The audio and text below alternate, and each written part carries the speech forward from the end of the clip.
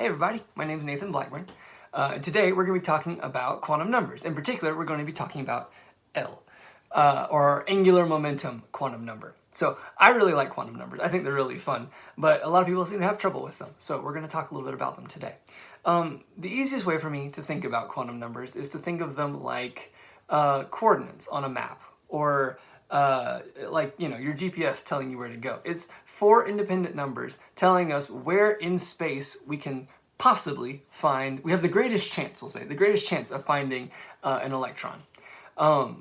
So we can think of it like in the macroscopic world, right? The big world. We can say that me, Nathan, I am standing here. But how can we quantify that? Well, we can say that I'm standing on Earth right now. But there's a lot of people standing on Earth, so I'm not very special in that regard. So let's try and narrow it down. We'll say that I'm standing in the United States, or I'm standing in Georgia. Okay, there's less people, but there's still a lot of people. All right, let's narrow it down even further. I'm standing in Atlanta. Okay, so still a lot of people, but less than the world or Georgia. And then we'll say I'm standing in my room at this spot on at an X on my floor here. No one else is standing there. In this whole entire galaxy, no one else is standing right here. Which is good, because if they were, that'd be a little awkward, personal space. But that's how we can think about these quantum numbers. It's telling us on a huge energy scale, we can narrow and narrow and narrow and narrow and narrow down to where we can find just one of our electrons, because no two electrons have the same four quantum numbers. Okay, so with L, it's very important because it tells us the shape of what we're working with. The shape of the orbital, the shape of the area that we might be able to find one of these electrons. There are four main ones, S, P, D, and F. There are others. There's G, and I think there's H I've heard of before, but those are all very radioactive. And we're not going to worry about them right now. We're just going to do these four, okay? Because these are the ones we have to worry about, like, in real life, in physical life, not in radioactive life, because that's scary stuff. And each of these is assigned a number. So the number for S is 0, because they can always be n minus 1, right? So the lowest n number is 1. And so our n minus 1 is a 0, okay?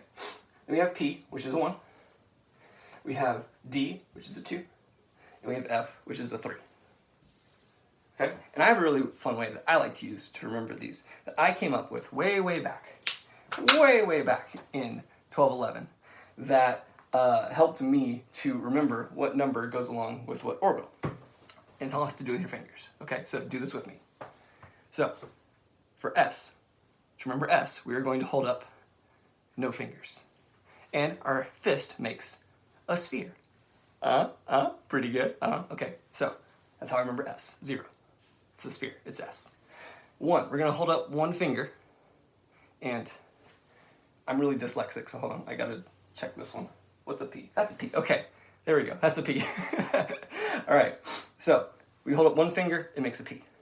Okay? So 1, P. Okay? Now we have D. D, we're gonna hold up two fingers. Again, I have to check. There we go. That's a D. Is that a D? That's a B. That's a D. Okay. Two fingers up. That's a D. All right, and then our last one, 3.